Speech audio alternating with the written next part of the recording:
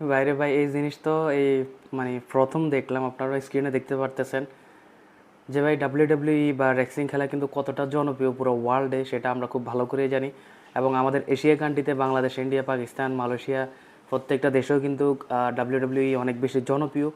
তো এত বছর রেসলিং খেলা দেখতেছি, বাট কখনো কিন্তু দেখি নাই যে ক্রিকেট খেলার ব্যাট বা ক্রিকেট খেলার কোনো সরঞ্জাম ব্যবহার করতে।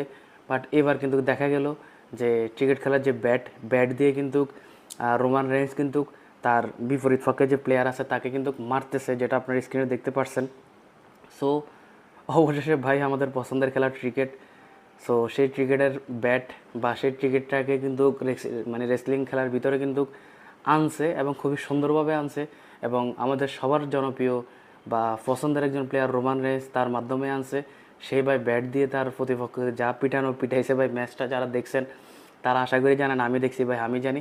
এবং এতটা ভাইরাল হয়েছে যে খেলা যোগ বা বড় বড় যে মানে সাংবাদিক চ্যানেলগুলো আছে, নিউজ চ্যানেলগুলো আছে, তারাও কিন্তু অলরেডি পোস্ট করে দিয়েছে, যেটা আপনারাও দেখতে পাচ্ছেন। তো দেখে খুবই ভালো লাগলো ভাই। ডাব্লিউডাব্লিউই অনেক পছন্দের খেলা আমার। অ্যান্ড দেন তার পাশাপাশি ক্রিকেটটা অবভিয়াসলি আরও অনেক বেশি পছন্দের খেলা। সো ছোটোবেলা থেকেই ডাব্লিউডাব্লিউই দেখি, বাট কখনোই ক্রিকেটের কোনো সরঞ্জাম কোনো প্লেয়ার ইউজ করতে দেখি না, এই প্রথম দেখলাম। তো সত্যি এক্সাইটেডমেন্টটা অনেক বেশি। তো আপনারা কারা কারা প্রথম দেখলেন অবভিয়াসলি কমেন্টে জানিয়ে দিবেন।